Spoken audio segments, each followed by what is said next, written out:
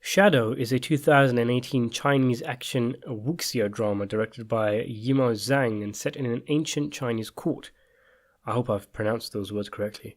I've seen a few of Zhang's works, and this is a really impressive director. He's made some very artful, visually beautiful, emotional, and thought-provoking movies over the years.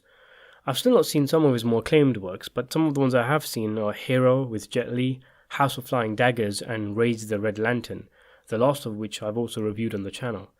Like with a lot of great Asian directors, and I suppose many promising independent filmmakers who get swallowed up by the Hollywood machine, he went kind of mainstream a few years ago by teaming up with Matt Damon for the action flick The Great Wall. I haven't seen it myself, but haven't heard great things about it. Now he's returned with the film Shadow, made about 2 years later after The Great Wall, where he goes back to his roots with Wuxia martial arts and gorgeous visuals, which is far more in tune with his earlier poetic and artful films, and yet still finds the balance for mainstream action appeal, of which there is a fair amount in the film. Well, actually, if I'm honest, if we're talking about roots, his would probably be powerful character-driven dramas, but the Wuxia movies are a lot more well-known. His career trajectory reminds me of Kan Woo Park, the director of films like Sympathy for Mr. Vengeance, Old Boy, and Lady Vengeance. And he obviously went to Hollywood as well with his film Stoker, and that was not well received, and he went back to his home country and directed The Handmaiden to critical acclaim.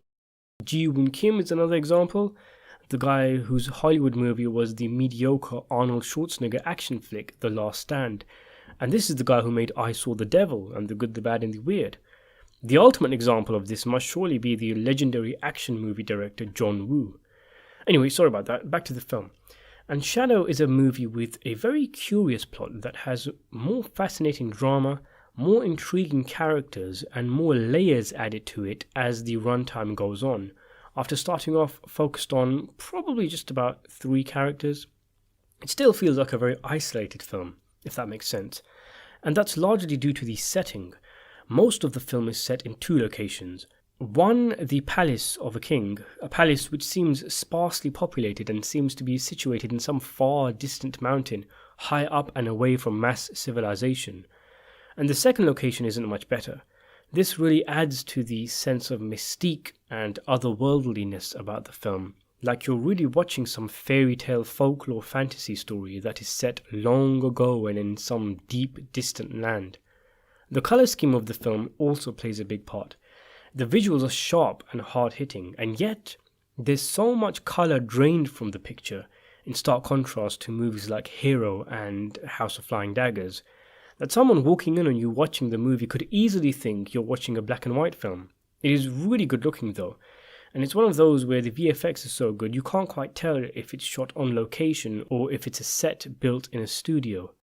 The digital enhancements were really well done, though a few instances of shoddy green screen did let the side down a little, as well as a few bizarre instances of sped up action which didn't suit the elegant but brutal nature that the rest of the fight scenes emitted.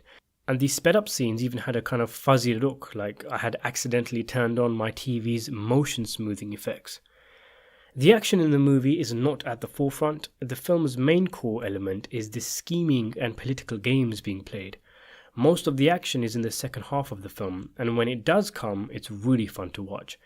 Wuxia has been pretty hit and miss with me, and I tend to enjoy it when it's downplayed and used to enhance the power of certain fight moves and stuff, which is what happens in this film, with characters only really flying high in the air after being dealt with a killer blow by their opponent. There were some strong fight scenes, beautifully captured by the filmmakers and surprisingly tactical as opposed to the whole crash-bang wallop that sometimes come with martial arts films. In fact, one of the primary story elements involves one character having to figure out and overcome an opponent's fighting style. The film makes great use of its costume and weapon design. The armor the characters wear were really cool, and there was 1 or 2 awesome weapons used, the most interesting of which was this kind of umbrella weapon, which has blades on it instead of a canopy, and there was one part in the film which was absolutely brilliant, with an army of dual-wielding umbrella soldiers sliding down a hill by spinning on one umbrella and using the other as a cover as they're bombarded with arrows. It was a brilliant segment, one of the best action scenes in the film, and one on par with a one-on-one that occurs near the end of the flick. So in terms of the story, we follow a few characters around this palace.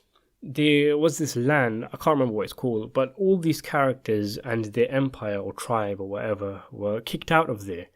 And they signed a truce and promised not to attack that land and try to take it over. The king, who is pretty young and emotional, having taken over after his father's death, is adamant that they do not try to attack the occupiers. Why?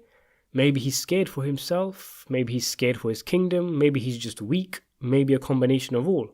But this king's mindset does not gel with the army, in particular the main commander, who feels they must attack and reclaim their homeland in the name of honor and pride. That's the main gist of it, but there's more added to it, like for example there literally being characters hiding in secret behind the walls of the castle, and the movie likes to take its time with the story as it slowly introduces new characters, dimensions, and minor twists in the narrative.